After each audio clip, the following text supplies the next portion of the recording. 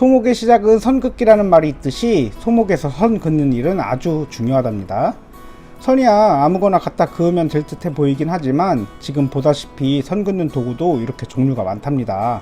자, 그럼 우리 한번 자세히 살펴보죠.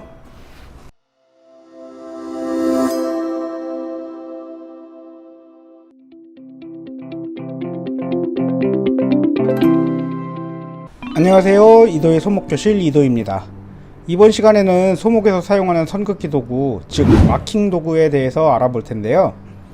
인트로에서도 말씀드렸다시피 소목의 시작과 끝이 선긋기라고 생각하는 사람 중에 하나이기 때문에 적재적소에 적합한 선긋기 도구를 사용하는 것만큼 중요한 일도 없겠죠. 그럼 소목에서 사용하는 선긋기 도구에는 어떤 것들이 있고 어떻게 사용하는지를 목재의 가공 순서에 맞춰 한번 살펴보도록 하죠. 자, 제가 오늘 영상을 위해 원목을 제재한 제재목 조가리를 하나 가지고 왔어요. 이것을 가지고 순서대로 선긋기 도구를 어떻게 사용하는지 살펴볼 거예요. 자, 여러분들 이게 다 뭔지 아시죠? 맞아요, 분필이에요. 분필은 이 제재해온 나무를 임시로 표시하는 데 사용한답니다. 자, 이런 식으로 가로 세로를 표시하기도 하고요. 여기에 이런데 치수를 적어서 표시를 하기도 합니다. 뭐 200, 500 이런 식으로 표시를 하기도 하고, 이 제재목을 어디에 사용할지 미리 적어 놓기도 해요. 뭐 예를 들어서 이렇게 책상, 다리 이렇게 써놓으면 어떻게 쓸지 나중에 구별하기가 참 쉽겠죠. 이런 식으로 사용하기도 한답니다. 이렇게 분필은 선이 굵고 눈에 잘 띄어서 임시로 표시를 해주기에 아주 좋죠. 더군다나 시간이 지나면 자연적으로 분필가루가 날아가면서 지워지기 때문에 더더욱 좋답니다. 자, 지금 보시는 이 통은 먹통이라고 하는 도구예요. 이렇게 여기 뚜껑을 열어서 여기 보시는 이 통에 먹물이나 잉크를 채워서 이 선에 잉크가 스며들게 해서 사용하는 도구인데요. 원목을 제재소에서 제재를 해오면 나무가 자란 천연 그 상태로 오기 때문에 지금 보시는 모양처럼 불규칙한 모양으로 받아오겠죠. 우리는 이 나무를 재단해서 판재도 만들고 각재도 만들어야 되기 때문에 이 나무를 최대한 반듯하게 잘라야 될 필요가 있어요. 특히 이렇게 반듯하게 잘라야 버리는 부분을 최소한으로 하기 때문에 낭비하는 부분이 최대한 적게 발생할 수 있겠죠. 그때 이 먹통을 사용해서 금을 긋는데요. 이런 식으로 먹통 안에 있는 선을 빼서 이렇게 최대한 낭비하는 곳이 없게 줄을 잡은 다음에 여기를 가운데 정도를 잡고 한번 이렇게 튕겨주면 이렇게 선이 그어지죠. 물론 펜선으로 그린 것보다 선이 울퉁불퉁하고 듬성듬성 그려지지 않은 부분이 생기기도 하지만 이 상태에선 이게 최대한 잘 그려진 것이라고 보시면 돼요. 불균형한 부재에 직선으로 그릴 수 있는 최고의 선긋기 도구랍니다. 먹통을 이용해서 그린 선을 따라서 대략적으로 직선면을 잡았으면 이제 부재의 두께와 직각을 맞춰야 되겠죠. 현재로서 가장 좋은 방법은 수압대패와 자동대패를 이용하는 건데요. 일단 한쪽 면의 평을 잡을 때 수압대패를 이용하게 돼요. 이때 이 매직을 이용해서 선을 그려주면 평이 잘 맞는지가 계략적으로 보여진답니다. 어떻게 하냐면 이런 식으로 사선이든 직선으로 맞는 수평 방향이든 격자 무늬를 그려주는 거예요. 그러면은 대패가 밀리는 쪽과 안 밀리는 쪽에 격자가 남아있는지 안 남아있는지를 확인을 해서 대패가 잘 밀렸는지 쉽게 눈으로 볼 수가 있거든요. 구독, 좋아요, 알람 설정 부탁드려요. 이제 대패를 이용해서 평을 잡고 필요한 사이즈로 재단을 하고 나면 부재 준비가 다 되었습니다. 여기에 밑금을 그어줄 건데요. 여기에 사용하는 선긋기 도구는 세 가지를 들 수가 있는데 연필, 펜, 칼이 있죠. 이렇게 세 종류가 있어요. 그러면 우선 연필부터 보시죠. 자, 이렇게 샤프 펜슬, 목공 연필 정도가 있겠죠. 연필을 고르실 때는 이렇게 B 계열의 연필을 쓰시는 게 좋아요. 연필 윗부분에 보면 숫자와 알파벳이 써있죠. 보통 뭐 H나 B가 들어가 있는데 H 계열의 연필은 하드에 H이듯이 심을 만들 때 흑연보다 점토가 많이 들어가서 심이 상당히 딱딱해요. 그래서 자칫 잘못하면 목재가 긁히는 경우도 생긴답니다. 그러니 이왕 연필을 사서 쓰실 거면은 B 계열의 연필을 쓰시는 게 좋답니다. 아까 보여드린 것처럼 저는 주로 이 EB 연필을 사용을 합니다. 그리고 이 연필은 납작관이 특이하게 생겼죠. 이게 목공용 연필로 나온 연필인데요, 좁은 틈에 넣어서 그리거나 심 자체가 이렇게 납작하게 생겼다 보니 이런 둥근 심과 달리 이쪽으로 그리면 연마가 별로 필요 없이 날카로운 선을 그릴 수 있도록 도와준답니다. 목재 연필로 금을 긋다 보면 심이 생각보다 빨리 닳아요. 그럴 때는 이런 식으로 나무 막대기에 사포 같은 걸 붙여서 사용하기 전에 이런 식으로 한번 쓱쓱쓱 밀어주면 이렇게 날카롭게 심을 유지를 할 수가 있어요. 뭐 그렇긴 하지만 이렇게 매번 하는 게 귀찮잖아요. 그래서 학생이고 목수간에 샤프 펜슬을 쓰는 이유가 되겠죠. 지금 여기 보시는 세 종류가 샤프 펜슬인데요, 자, 이거는 일반 제도용 샤프예요. 0.5mm 샤프고요. B 계열의 샤프심을 쓰고 있는데 이 샤프심은 0.5mm라서 너무 얇다 보니까 이렇게 나무의 부재에 금을 긋다가 옹이나 아니면은 이 약간 틈이 있어요. 나무에 기공이 있는데 이런데 걸리면은 샤프심이 잘 부러지거든요. 그래서 나온 게 요거예요.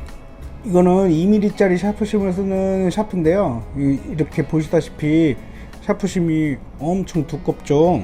그래서 보통은 이거는 샤프라고 부르진 않고 홀더펜 혹은 홀더 샤프라고도 많이 부른답니다. 이런 홀더펜들은 특이하게 이렇게 뚜껑을 열어서 뒤에다 넣고 돌리면은 샤프심 끝을 이렇게 날카롭게 연마를 할 수 있게끔 만들어졌답니다. 그리고 이렇게 샤프 홀더에 샤프심을 넣는 통에도 이렇게 샤프심이 많이 들어가 있죠. 이쪽 끝을 보시면 이런 식으로 샤프심 끝을 날카롭게 연마를 할 수 있는 장치가 돼 있어요. 그래서 현장에서 별도로 이런 걸 만들지 않더라도 뾰족한 샤프심으로 계속 유지를 할 수 있게끔 많이 도와주죠.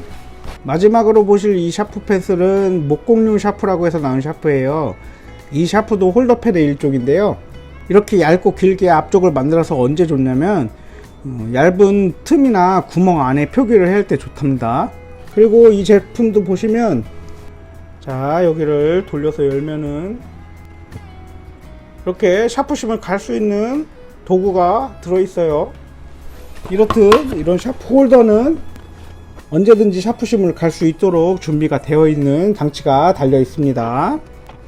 연필이나 샤프를 사용할 때 주의하실 점은, 연필이나 샤프심이 흑연으로 만들잖아요. 그래서 밑선을 그리게 되면 알게 모르게 흑연이 나와요. 이거는 전에 제가 미리 그려놓은 선이 있는데요, 여기다가 지금 밑에다 하나 그릴게요.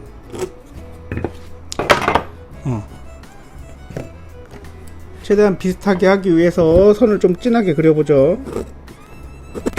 이렇게 두 개의 선을 그렸는데 이쪽에 있는 것이 전에 그려놓은 선이고 이게 방금 그린 선이에요. 이거를 지우개로 지우면, 자, 여기 보세요. 살짝 지웠는데 전에 미리 그려놓은 선이 훨씬 더 진하게 남아있죠. 사실 목재를 이렇게 보면 안 보이는 기공 같은 것들이 많은데 여기에 흑연가루가 들어가면 선이 이렇게 안 지워져요. 그래서 선을 그어놓고 오래 놔두면 생각보다 잘 안 지워지게 되거든요. 연필선은 사용 후 바로 지워버리는 게 좋습니다. 특히 수공구로 부재를 가공하는 일이 많은 수목을 하다 보면 선을 그어놓고 오래 놔두는 경우가 많은데요, 그래서 저는 연필이나 샤프보다는 볼펜을 더 많이 쓰게 돼요. 볼펜은 잉크가 거의 나무 표면에만 묻는 형상이라 사포질을 해주면 시간이 지난 연필선보다 훨씬 잘 지워진답니다. 물론 볼펜도 수성펜이나 잉크에 점도가 묽은 펜을 쓰게 되면 잉크가 기공 사이로 스며들어서 흔적이 많이 남게 되니 어지간하면 보다 더 점도가 높은 중선펜이나 유성펜을 쓰는 게 좋답니다. 자, 저는 보통 이렇게 두세 종류의 펜을 쓰는데요, 일단 이 펜의 굵기는 이렇게 0.38mm 하나랑 0.7mm 혹은 1mm 짜리 이렇게 굵은 펜을 필요에 따라서 사용을 하고 있어요. 일단 보통 재단을 하는 곳에는 이 0.38mm 펜을 쓰는데, 그 이유는, 자, 이제 보여드리는 이 톱이 제가 사용하는 톱인데, 자, 여기 보시면 여기에 0.3 이렇게 써있죠. 이게 이 톱날의 두께예요. 이 톱날의 두께가 0.3mm이기 때문에 어지간하면 이 0.3mm에 맞춰서 금을 그려고 합니다. 그래서 보시면 이렇게 금을 그어 놓으면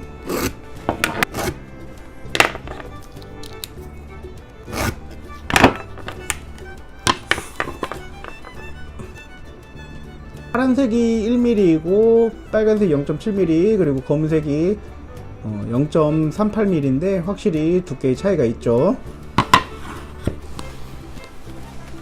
물론 전에 톱편에서도 말씀드렸다시피 이 선도 그때그때 맞춰서 선에 맞춰서 톱질, 선 밖으로 톱질, 선 안쪽으로 톱질 등을 할 때가 있답니다.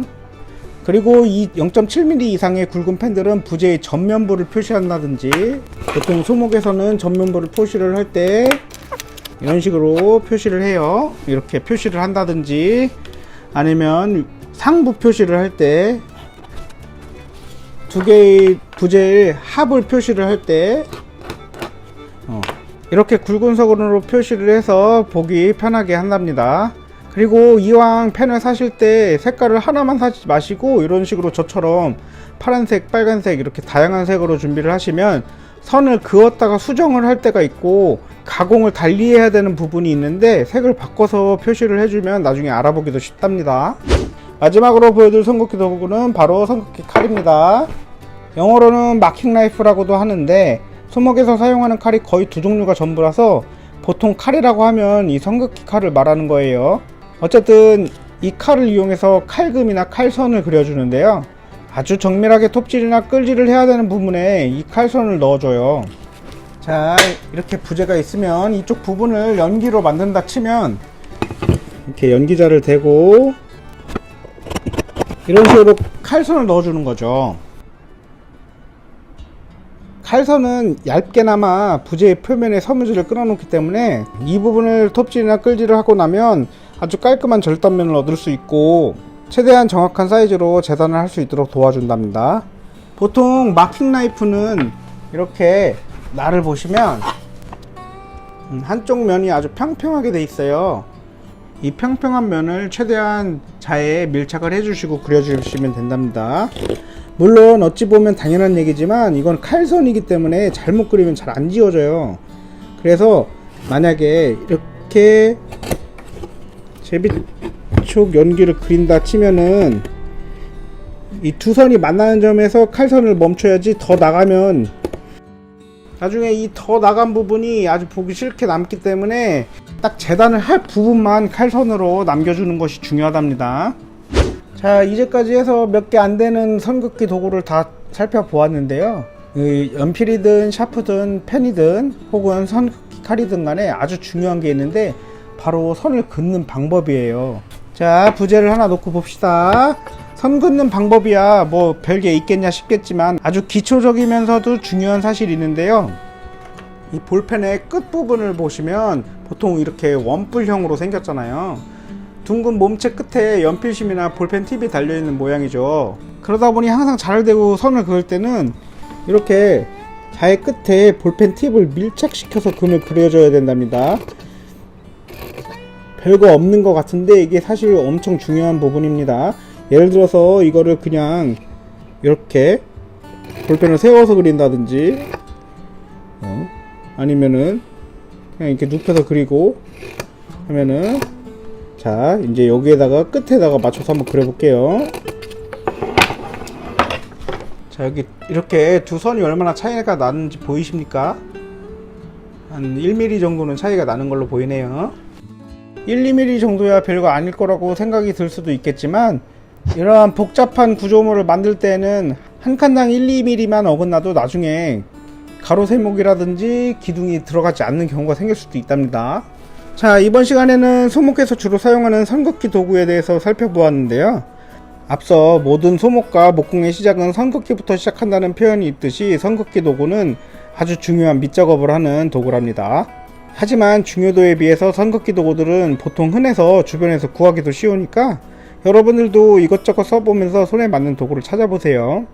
정확한 선긋기가 된다면 보다 더 정밀한 목공을 할 수 있는 토대를 마련했다고 봐도 과언이 아니라고 봅니다.